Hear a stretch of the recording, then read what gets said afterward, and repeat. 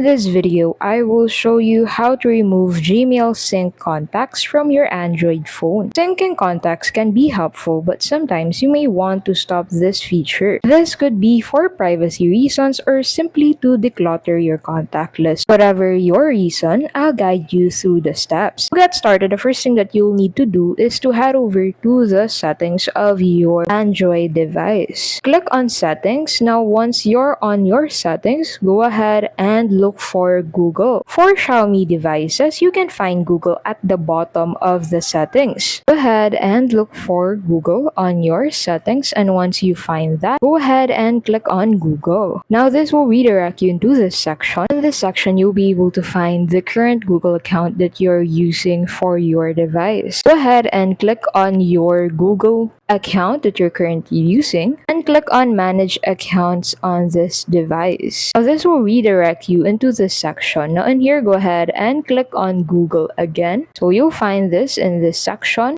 In here, you'll be able to find all of the Google Mails that are saved on your device. Open the Google Mail where you want to unsync or remove sync your contacts to and uncheck contacts in this section. This will make sure that your contacts won't be synced with this Google account. And that is how you can simply remove sync your contacts with your Google account.